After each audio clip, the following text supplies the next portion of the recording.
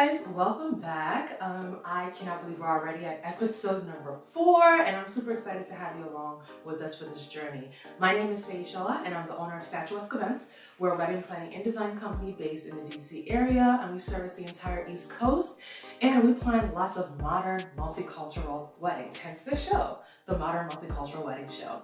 Today, I'm super excited to dive a little bit more into Delora and Arinze's love story. We're going to hear a little bit about how they met, which was related to work, but also how they maintain love as a power couple. So they both work in really fast-paced and demanding political sector, both in the Baltimore and DC areas. And even though they have a lot of demands on their lives, I always observe through the planning process how much they make time for one another. They respect one another, and they really don't get too stressed out when they're talking to each other. And just that love and respect is really a powerful bond. Of course, many of us millennials can learn a lot. It's really cool to dive into other people's love stories. So I really wanted to do this segment about how they maintain love and how they maintain that love and respect for one another. So I really hope that you enjoy this episode. Sit back, relax, get something to drink, and it's going to be great. November to August.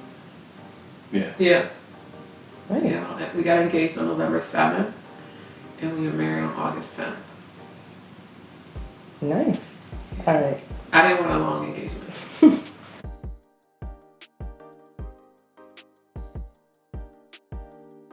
I know you guys both, if you don't mind sharing what you do, but you guys both have awesome positions and awesome careers.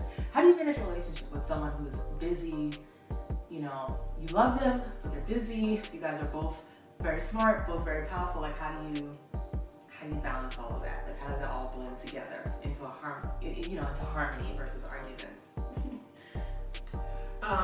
Well, I think what's helpful for me is that he has a very clear understanding of the work that I do. I'll say what I do.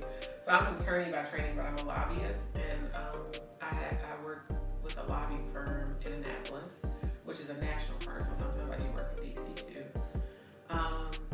But it can be demanding just really during certain times of the year. So what's nice is knowing when it's going to be busy, usually, and because he has an understanding by virtue of kind of working in a field that's auxiliary to the work that I do in lobbying and political work, he gets it. So when I say I'm here doing this thing until 10 o'clock at night, he's like, oh, okay, yeah, I know how that can be.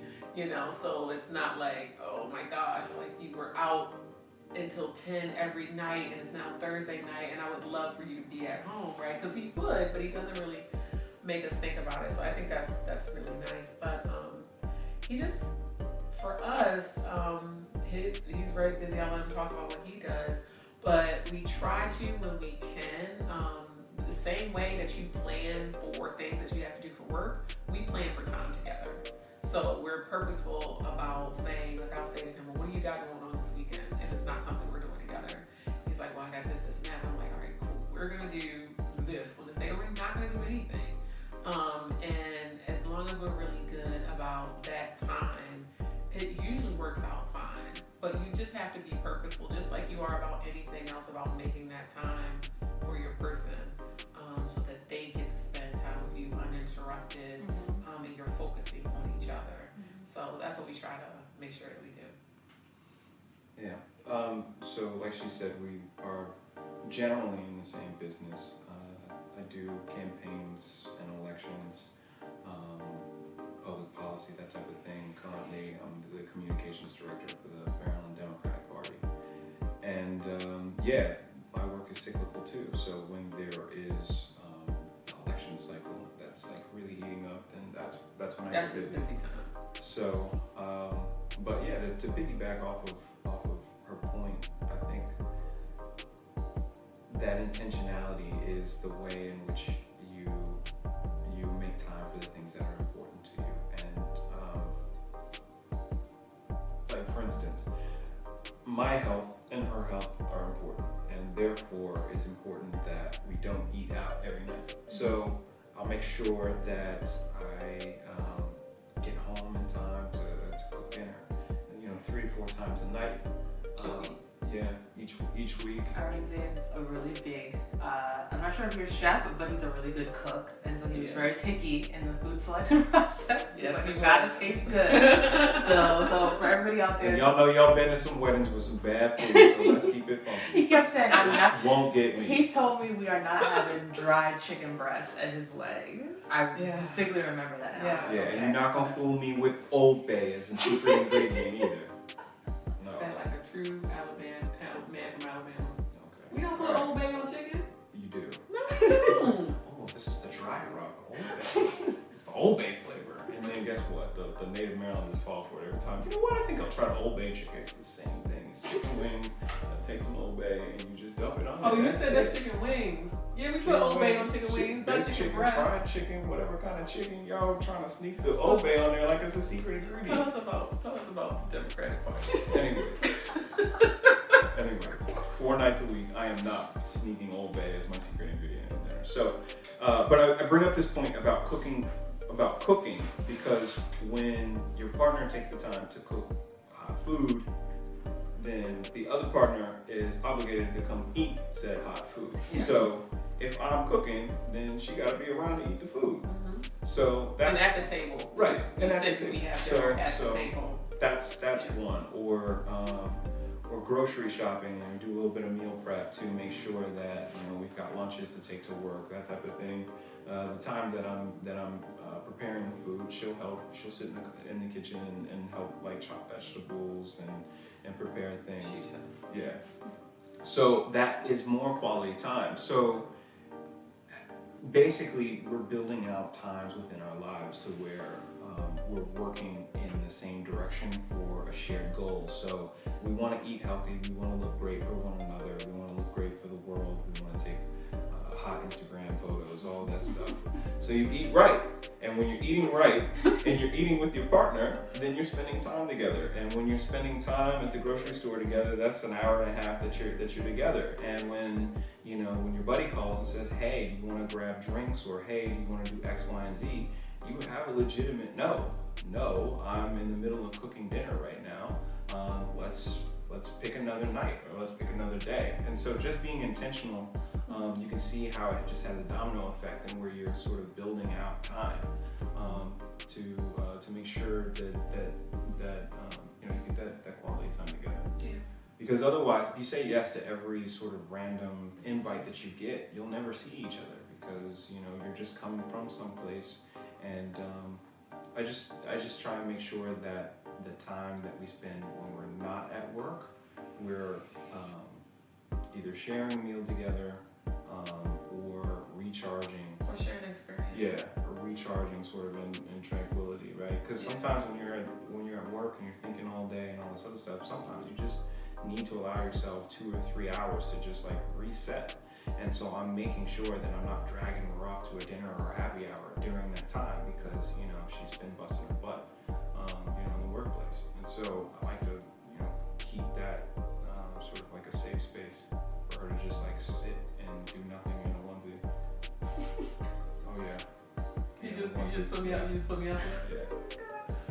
Yeah. Well, now that we're all friends. Delora, what is your favorite thing about Arinze / Malcolm? We really first started dating, I was waiting for the moment when I would just get sick of him, and I just don't, because he's just someone that I love to spend my time with, and he's an insightful person and loving. He's always been so loving and insightful. He teaches me a lot. So those are like my favorite things. Like, aside from being like the lover, he's also the friend. He's also my person that makes me laugh. He's also the person that checks me when I'm being ridiculous. He's also the person that's like, told me to put my shoulders down when I'm doing a video. Like, he just always is that really great anchor and just great person in my life. So, and he's really smart. Like, he says I'm smart, but he's really smart. So I love like just having those conversations with him where I'm learning things, and I'm like, oh, I never knew that. How did I like never know that? He's, oh yeah, you didn't know that? Yeah. teaching me stuff. So I love that. And he just really keeps me grounded. He's just the best person. He's my person.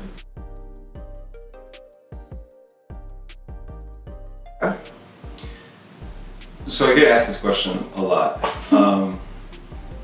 It's two things. In a woman, and this is good advice for any man. You want somebody that's hot, and you want somebody that's smart. And this is what I got. A beautiful bride that is the smartest woman I know. And so that keeps me on my toes, keeps me engaged and entertained. And also, when I'm in a jam, you want a big brain to help, work out the problems and figure out the solutions. So from that perspective, she's definitely an ideal partner. So that's that part. But the other part of it is she's what I like to call a whippet. So whatever it is we want to do, whether it's go to a festival or get tattoos together or go on an all-night bender or listen to trap music or whatever it is, she's always down. So you want somebody that's going to say yes to all of your wild and crazy adventures. So. Yeah, we got some adventures. Yeah. Nice.